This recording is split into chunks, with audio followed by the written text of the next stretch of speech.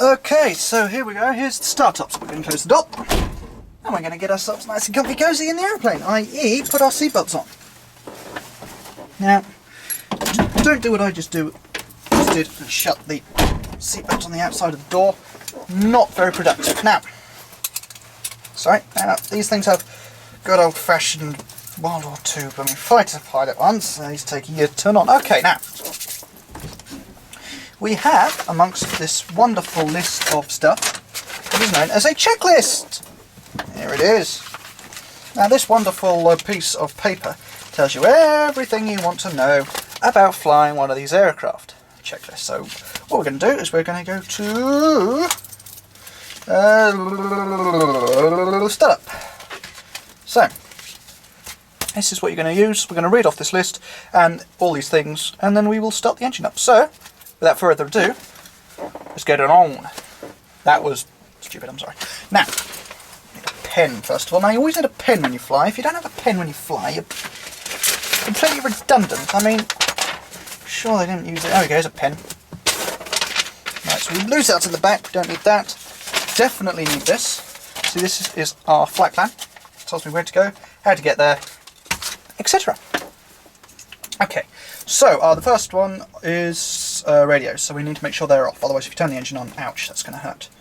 Okay, so flying controls, we're just going to check that this is all free and clear, and we can move the aeroplane. Good. We're going to use this trim wheel here, we're going to put it back onto the takeoff position, so basically when we take off there's no pressure on the controls either way, otherwise that could be pretty bad. Okay, mixture, so we're going to put the mixture on. Cabin air controls, they're off, don't worry about them. Throttle friction, that's this little golden thing here.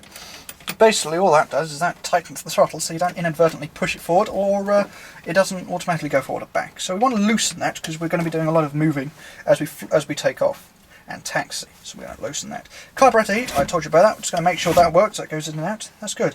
Alright, so we're going to put the master switch on. There it is. Now everything comes alive. So the next job is circuit breakers, fuses. None of these popped out. So we can go on to the next one, which is primer. Now we've already been flying for a good hour or so, so we don't need to worry about the primer. So we're going to look outside, we're going to shout, "Cool prop!" Close the window, which is by far the hardest thing to do with flying.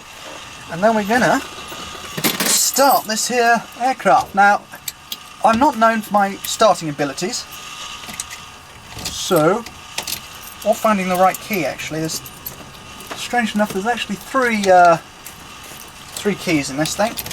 There we go, we found them. Alright then, so I've clear claw prop, next is in, that's a little bit in, that's loose, so we're going to start the engine.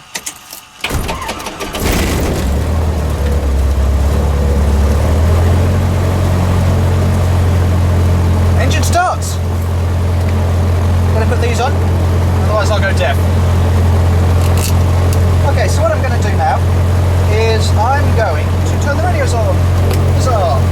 Okay, so now I'm transmitting on the frequency of Leicester, which is 122.125 on that, and there it is 122.125. So it's significant.